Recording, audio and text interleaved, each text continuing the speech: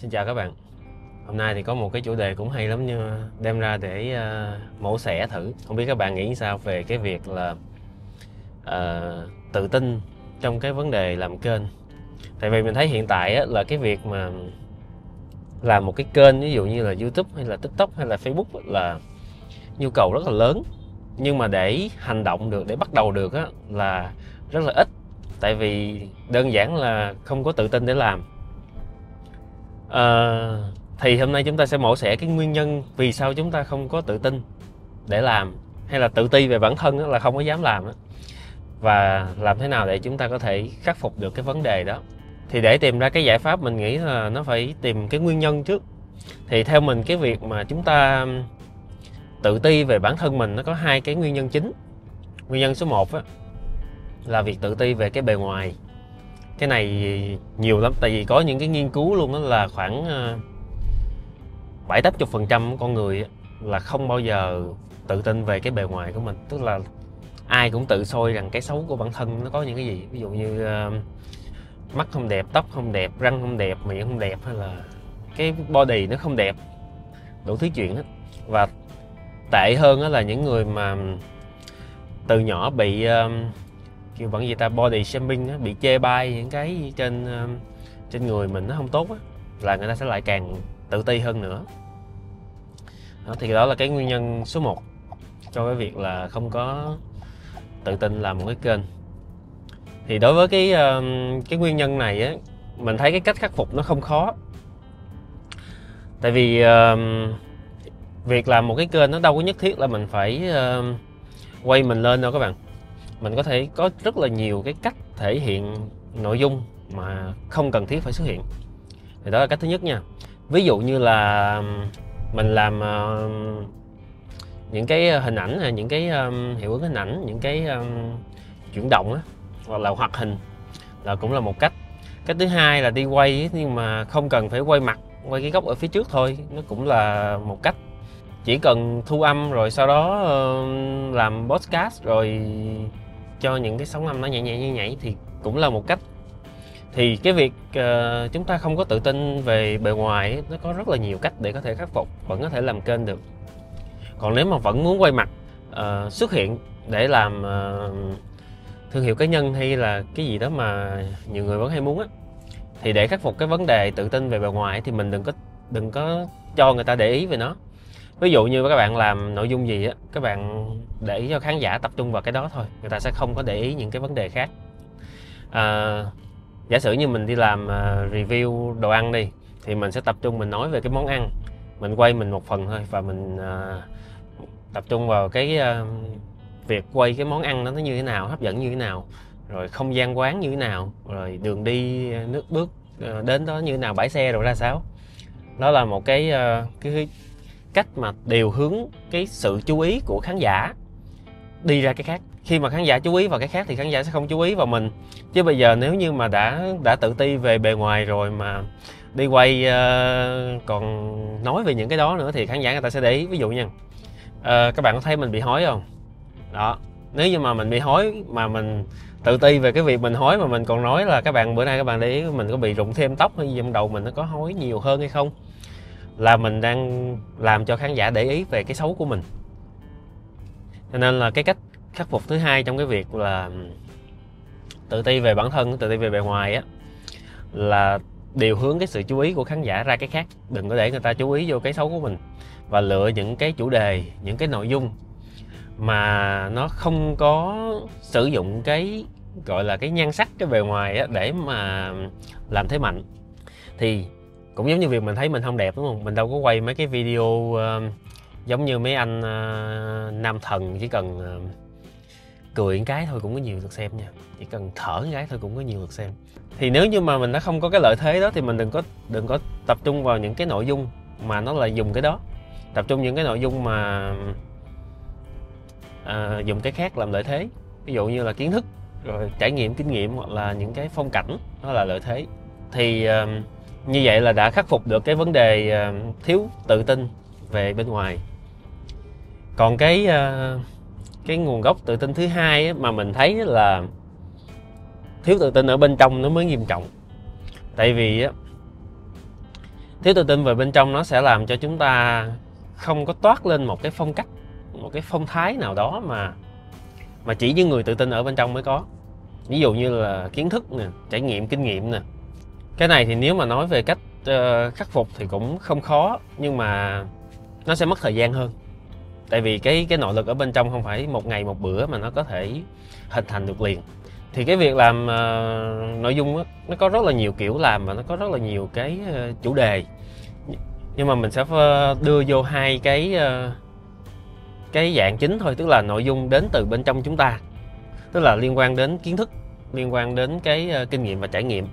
Và nhóm nội dung thứ hai là nó đến từ bên ngoài chúng ta, là nó liên quan đến cái hoàn cảnh xung quanh, môi trường bên ngoài. Giống như các bạn đi review đồ ăn đi, thì cái nội dung đó là nó đến từ bên ngoài, là cái quán đó nó như thế nào thì mình chỉ mô tả lại thôi, mình không có phải chuẩn bị hoặc là cái gì đó trước ở bên trong. Đi vô quay thấy cái quán ở trước có con sư tử nó đứng, hay là ở trước nó có cái cổng chào, hay là cái gì đó, là nó xuất phát từ bên ngoài. Thì những nội dung giống như vậy á, mình sẽ không có bị áp lực về cái việc là mình phải có kiến thức, mình đang tường thuật lại, và mình làm sao cho nó hấp dẫn, cái nó vui lên là được.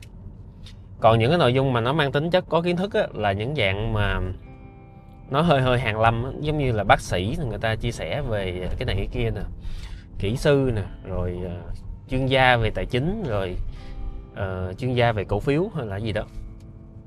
Thì những dạng đó là nó rất là nặng về cái tính đúng sai, tại vì á nó có cái sự đối chiếu về mặt kiến thức. Ví dụ như bác sĩ đi, người ta có một cái giáo trình giáo án khi mà học bác sĩ ra rồi đi làm, nó có những cái khung sườn của kiến thức rồi, nói tầm bậy tầm bạ vô là không có được. Thì cái đó nó rất là áp lực các bạn. Nên để khắc phục cái vấn đề thiếu tự tin từ bên trong á, thì mình sẽ né những cái chủ đề mà nó mang tính đúng sai ra. Khi mà không có tính đúng sai ở trong đó thì khán giả sẽ không có phán xét mình nhiều. Mà khi mà không có chịu cái sự phán xét á, thì bản thân cái người làm á, bản thân chúng ta cũng sẽ không có bị áp lực nhiều. Đó là cái cách khắc phục thứ nhất trong cái vấn đề mà giải quyết cái sự thiếu tự tin từ bên trong. Và cái cách khắc phục tiếp theo á, thì nó sẽ ổn hơn á, là vấn đề gia tăng về cái trải nghiệm ở bên trong. Thì cái này trong quá trình làm của mình thấy có nhiều anh chị nha, sợ sai đến cái mức độ là cái sai đó nó không có ảnh hưởng gì đến ai, mà nó cũng không có gây ra cái thiệt hại gì luôn, mà vẫn không dám trải nghiệm. Ví dụ như hồi trước mình có một người chị á, là các bạn biết thế hệ 8X, đầu 8X á, là cái việc tiếp xúc với máy tính nó rất là ít. Mình là đầu 9X, cho nên là mình cũng bắt đầu được tiếp xúc với máy tính cái hồi nhỏ, là những cái máy nó rất là gọi là yếu đi, mấy cái máy tính đời đầu á, thì mình cũng biết gõ văn bản, gõ đồ. Thì anh chị mà thế hệ 8X đời đầu á, là đụng vô cái máy tính là người ta lơ ngơ lắm, tại vì người ta không có cái cơ hội được tiếp xúc nhiều. Thì có một lần mình chia sẻ với một cái người chị về việc là soạn nội dung ra để làm video, thì gõ chữ gõ đồ á, thì chị hỏi là cái này bây giờ chị muốn làm cho cái chữ này nó dày nè, thì chị làm sao?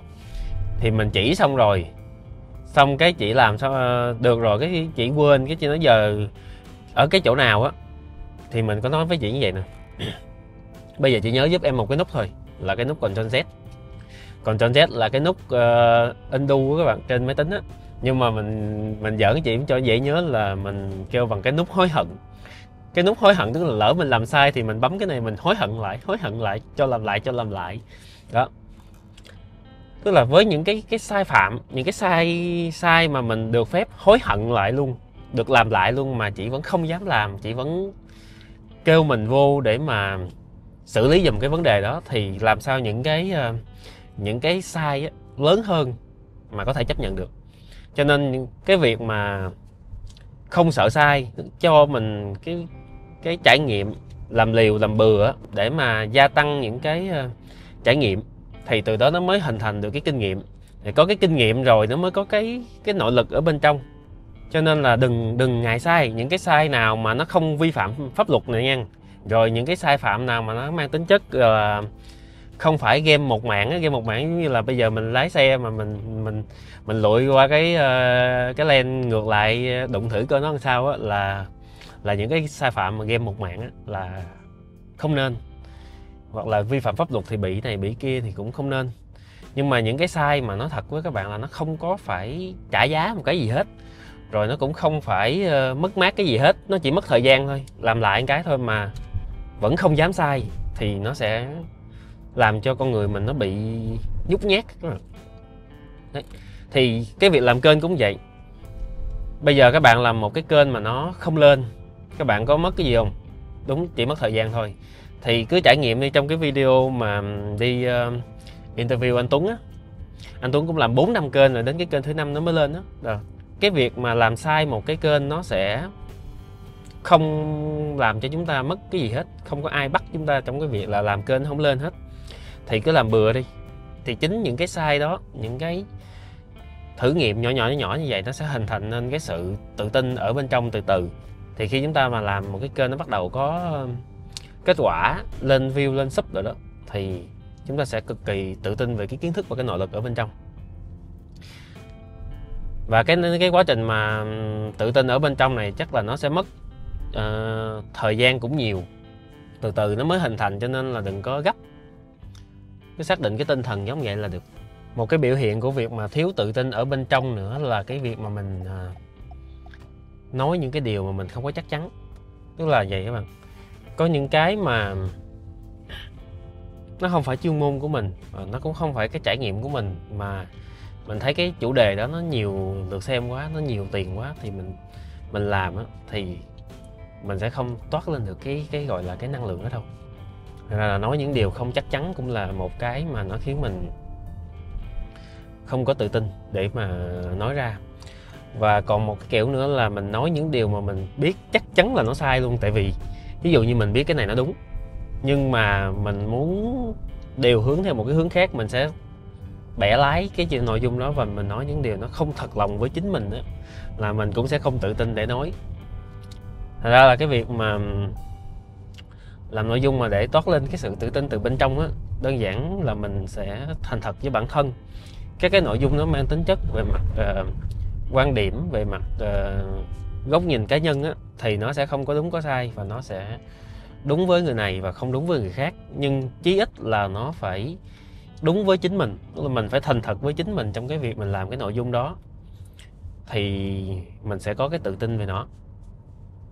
Thế thì đây cũng chỉ là một cái video chia sẻ về một cái góc nhìn, một cái quan điểm cá nhân thôi, thì nó cũng sẽ đúng với người này, không đúng với người kia. Nhưng mà mình cũng đã bấm máy, mình cũng đã đăng cái video này lên cho các bạn xem, thì các bạn cũng sẽ thấy rằng việc tạo ra một cái video, một cái nội dung đăng lên trên YouTube đôi khi nó không có khó, nó không phải áp lực gì hết. Tại vì chúng ta tự gây áp lực cho chính mình, bởi vì mình không dám cái này, không dám kia, không dám trải nghiệm, không dám thể hiện. Chứ thật ra nó đâu có gì đâu mà phải áp lực sai thôi, đúng không? Thậm chí đôi khi nếu như mà cái video này nó có những cái điều thiếu sót gì đó, nhưng mà việc mình dám đăng lên cũng là một cái học hỏi từ cộng đồng. Thì sẽ có rất là nhiều anh chị em có những cái góc nhìn khác, có những cái quan điểm khác nó hay hơn, và người ta sẽ bình luận ở bên dưới cái video này, và mình chính là cái người được học. Thì đó cũng là một cái điều mà giúp cho mình có thêm nhiều bài học và mình tự tin hơn về sau này. Thì không biết mọi người thấy sao về cái chủ đề này. Mọi người có thể cho mình xin ý kiến bình luận ở phía bên dưới. Cảm ơn mọi người, cảm ơn các bạn đã xem đến hết video này, và hẹn gặp lại các bạn trong video tiếp theo.